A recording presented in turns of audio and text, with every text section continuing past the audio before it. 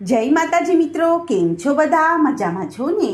હું છું સોનલ. સ્વાગત છે તમારું આપણી યુટ્યુબ ચેનલ ચામુંડા સ્ટુડિયોઝમાં. મિત્રો, આજે હું તમારી માટે લઈને આવી છું શીતળા સાતમની કથા અને વાર્તા. શ્રાવણ સુદ સાતમ તે શીતળા સાતમ કહેવામાં આવે છે.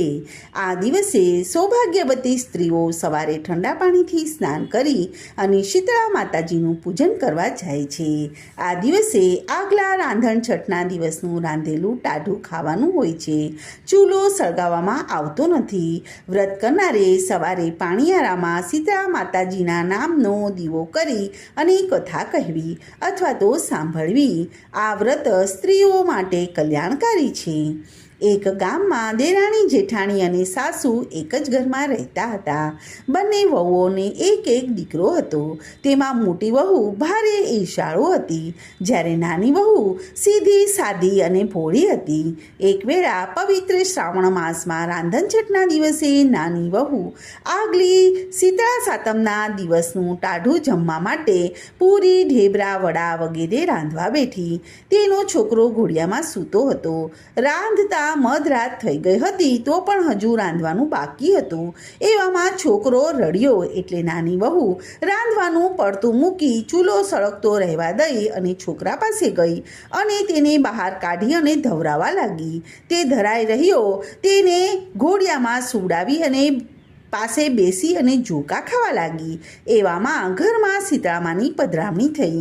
તે ઘરમાં ચૂલો સળગતો જોઈ અને તે ક્રોધે ભરાયા અને તેમાં આળોટ્યા.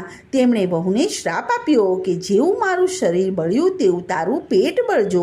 શીતળામાનો તો શ્રાપ આપીને ચાલ્યા ગયા. સવારે નાની વહુએ ઘોડિયામાં છોકરાને જોયો તો તે બળીને ભડથું થઈ ગયેલો હતો. હવે તેને પોતાની ભૂલ સમજાઈ ગઈ હતી કે પોતે ચૂલો સળગતો રાખીને સૂઈ ગઈ હશે, તેથી શીતળા માતા કોપ્યા છે. તે તો રડવા લાગી, માથું કૂટવા લાગી. દેરાણીનું આક્રંદ સાંભળી અને જેઠાણી દોડી આવી અને સાસુમાં પણ દોડી આવ્યા અને ભડથું થયેલો છોકરો જોઈ અને સમજી ગયા કે રાતના ચૂલો ઠાર્યા વગર વહુ સૂઈ ગઈ હશે, તેથી તેના ઉપર શીતળામાં કોપ્યા હશે. તેમણે નાની વહુને કહ્યું કે વહુ બેટા, તું રાત્રે ચૂલો સળગતો મૂકીને સૂઈ ગઈ હતી, એટલા માટે શીતળામાં તારા ઉપર કોપ્યા છે. હવે તો તું બળેલા છોકરાને લઈ અને તેમની પાસે જા અને ભૂલ કબૂલ કર, તો જરૂર તારા ઉપર માં દયા કરશે. સાસુનું કહેવું માથે ચડાવી અને દેરાણી તો બળેલા દીકરાને એક ટોપલામાં રાખી અને શીતળામાને મનાવવા ચાલી નીકળી. ચાલતા ચાલતા માર્ગમાં 2 તળાવ આવ્યા એટલે દેરાણી તો ટોપલો નીચે ઉતારી અને તળાવમાં પાણી પીવા જાય છે. ત્યાં તો તળાવમાંથી અવાજ આવ્યો કે બાઈ, પાણી ન પીશ. જો તું પીશ તો તું મરી જઈશ. પણ તું રડે છે કેમ? અહીંનું પાણી જે પીવે છે તે મરી જાય છે. દેરાણીએ કહ્યું કે શીતળામાં મારા ઉપર કોપ્યા છે અને મારા છોકરાને બાળી નાખ્યો છે, તેથી હું છોકરાને ઉગારવા માટે શીતળામાને વિનવણી કરવા જઈ રહી છું. તળાવમાંથી અવાજ આવ્યો કે તું મા પાસે જાય છે તો અમારા માટે પણ પૂછતી આવજે ને કે માર્ગમાં આવેલા તળાવનું પાણી જે પણ પીવે છે તે મરી કેમ જાય છે. અને દેરાણીએ માથે ટોપલો મૂકી અને આગળ ચાલી તો માર્ગ વચ્ચે 2 આખલા ઊભા હતા. બંનેના ગળામાં ઘંટીના પડ રહેલા હતા અને તેઓ બંને એકબીજાની સાથે ગોથા મારી રહ્યા હતા. પણ નાની વહુને પાસે આવેલી જોઈ અને તેઓ લડતા બંધ થઈ ગયા અને તેની પાસે આવી અને કહેવા લાગ્યા કે બાઈ, તું રડતી રડતી ક્યાં જાય છે? દેરાણીએ શીતળામાના કોપની વાત કહી સંભળાવી. હું તો માને વિનવણી કરવા જઈ રહી છું, માના કોપને નિવારવા માટે જઈ રહી છું. આખલા બોલ્યા કે બાઈ, અમે પરભવના કોઈ પાપને લીધે આખો દિવસ લડ્યા કરીએ છીએ. અમારા ગળામાં ઘંટીના પડ રહેલા છે, તેના ભારથી અમે પીડાઈએ છીએ. તું તો શીતળામાને અમારા દુઃખનું નિવારણ પૂછતી આવજે. થોડે દૂર જતાં દેરાણીએ એક ઝાડની નીચે એક મેલી ગયેલી ડોશીને છૂટા વાળ કરીને બેસેલી જોઈ. તે વારે વારે માથું ખંજવાળતી હતી. આવને બેટા, ટોપલો નીચે ઉતારીને જરા મારું માથું જોઈ આપને. બહુ ચળ આવે છે, તેથી જરાય ચેન પડતું નથી. દેરાણી આમ તો દયાળુ સ્વભાવની હતી. તે તો ટોપલો નીચે મૂકી અને ડોશીનું માથું જોવા બેસી ગઈ. દેરાણીએ ઘણી વાર સુધી માથું જોયું અને ઘણી બધી જુઓ અને લીખો કાઢી નાખી. એટલે ડોશીએ હાસ કરીને કહ્યું કે તારું કલ્યાણ થાજો, તારી ભલાઈનો બદલો મળજો. અને ડોશી એકાએક અદૃશ્ય થઈ ગયા અને ત્યાં તો પ્રકાશના પુંજ રેલાયા અને પ્રકાશમાંથી દેરાણીની આંખો અંજાઈ ગઈ. અને પછી જોયું તો સામે જ સાક્ષાત સીતામાં તેનો હસતો રમતો છોકરો હાથમાં લઈને ઊભા હતા. દેરાણીએ માને નમન કર્યા અને પોતાની ભૂલ બદલ ક્ષમા માંગી. એટલે શીતળામાએ તેના માથે હાથ મૂકી અને આશીર્વાદ આપ્યા અને તેનો છોકરો હસતો રમતો તેના હાથમાં મૂકી દીધો. પછી દેરાણીએ બે તળાવના દુઃખની વાત કહી સંભળાવી. તો શીતળામાએ કહ્યું કે બેટી, તે બંને તળાવ પરભવમાં સ્ત્રી રૂપે શોક્યો હતા અને તેને ત્યાં કોઈ પણ ચીજ વસ્તુ લેવા આવે તો તે આપતી ન હતી. તેમના ઘરમાં વલોણું થતું હતું, પણ જો કોઈ દોણી લઈને છાશ લેવા આવી ચડે તો તે પાણી નાખીને છાશ આપતી હતી. અને પરભવની કરણીના ફળ રૂપે તેઓ આ ભવમાં તળાવના રૂપે ભોગવી રહ્યા છે. તેના પાપનું નિવારણ એ છે કે તું જઈને તળાવમાંથી થોડુંક પાણી મારું નામ લઈને ચારે દિશાએ છાંટજે. થોડું પાણી તું પીજે એટલે એમના પાપનો ક્ષય થઈ જશે. અને જતા આવતા વટે માર્ગુઓ, પશુ પંખીઓ સૌ કોઈ તેનું પાણી પીશે. પછી તેણે બે આખલાના દુઃખની વાત કહી સંભળાવી. તો સીતામાએ જણાવ્યું કે બેટી, એ આખલા પણ પરભવમાં સ્ત્રી રૂપે દેરાણી જેઠાણી તરીકે એક જ ઘરમાં હતા, પણ કોઈને કામ આવતા ન હતા. પડોશમાંથી જો કોઈ દળવા કે ખાંડવા માટે આવે તો તેને ધૂતકારીને કાઢી મૂકે. કરણીના ફળ રૂપે તેઓ બંને આ ભવમાં આખલાના રૂપે લડ્યા કરે છે. હવે તું જઈને તેના ગળામાં રહેલા ઘંટીના પડ કાઢી નાખજે, તેથી તેઓ બંને સંપીને રહેવા લાગશે.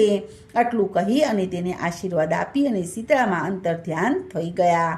દેરાણી તો છોકરાને લઈને પેલા આખલા પાસે આવી અને ત્યાં એક જગ્યાએ છોકરાને સુવડાવી અને આખલા પાસે ગઈ અને તેમના પરભવના પાપ જણાવી અને ગળામાં રહેલા ઘંટીના પડ કાઢી નાખ્યા.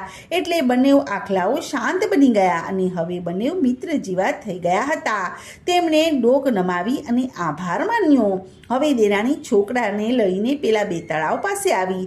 ત્યાં જઈ અને તળાવમાંથી થોડુંક જળ લઈને ચારેય દિશાએ સીતામાનું નામ લઈ અને છાંટ્યું અને થોડુંક પાણી પોતે પીધું. તે સાથે જ પંખીઓ ત્યાં પાણી પીવા આવી ચડ્યા. નાની વહુએ ઘેર જઈને સાસુના ખોળામાં હસતો અને રમતો જીવતો છોકરો મૂક્યો. આથી તેની સાસુ તો રાજીના રેડ થઈ ગઈ, પરંતુ જેઠાણીને તે ગમ્યું નહીં. પછી નાની વહુએ બનેલી બધી હકીકત સાસુને સંભળાવી. આ સાંભળી અને જેઠાણીને પણ દેરાણીની જેમ સીતળામાના આશીર્વાદ લેવાની ઈચ્છા થઈ આવી. બીજે વર્ષે શ્રાવણ માસમાં રાંધણછઠના દિવસે રાત્રે જેઠાણી રાતના રાંધવા બેઠી. તેને પણ દેરાણીની જેમ સીતળામાને પ્રસન્ન કરવા હતા. એટલે રાતના ચૂલો સળગતો મૂકી અને છોકરાને રમાડતી રમાડતી સૂઈ ગઈ. એવામાં ફરવા નીકળેલા શીતળામાં તેના ઉપર પ્રવેશ્યા અને ચૂલો બળતો જોઈ અને ગુસ્સે થઈ ગયા અને તેમાં બહુ જ આળોટ્યા. અને પછી જેઠાણીને શ્રાપ આપી દીધો કે જેણે મને બાળી છે તેનું અંતર બાળજો. સવારે જેઠાણીએ ઘોડિયામાં ભડથું થયેલો છોકરો જોયો. તેણે તો રડતા રડતા સાસુને છોકરો બતાવી અને બધી વાત કહી સંભળાવી. ત્યારે સાસુએ કહ્યું કે રાતના તું ચૂલો સળગતો મૂકી અને સૂઈ ગઈ હોઈશ, તેથી સીતળામાં તારા ઉપર કોપ્યા છે. હવે તું બળેલા છોકરાને ટોપલામાં રાખી અને સીતળામાને વિનવણી કરવા જા. જેઠાણી તો ટોપલામાં બળેલા છોકરાને રાખી અને સીતળામાને મનાવવા માટે ચાલી નીકળી. રસ્તામાં પેલા બે તળાવ આગળ થોભી અને તેમાંથી થોડુંક પાણી પીવા જાય છે. ત્યાં તો તળાવે કહેવા માંડ્યું કે પાણી ન પીશ તો તું મરી જઈશ. તું ક્યાં જાય છે?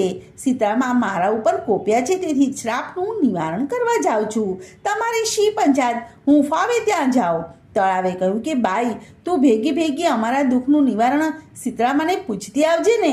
ત્યારે જેઠાણીએ છણકો કરીને બોલી કે હું તો મારું કરું કે પારકી પંચાયત કૂટવા બેસું? તમને ગરજ હોય તો તમે જ જાઓ ને. આગળ જતાં પેલા બે આખલા લડતા હતા. જેવી જેઠાણી તેમની પાસે ગઈ તેવા જ તેઓ શાંત બની અને તેની પાસે આવીને કહેવા લાગ્યા કે હે બાઈ, તું રડતી રડતી ક્યાં જાય છે? શીતળા માતાજીને મનાવવા જાઉં છું. હું ગમે ત્યાં જાઉં, તમારે શું પંચાયત છે?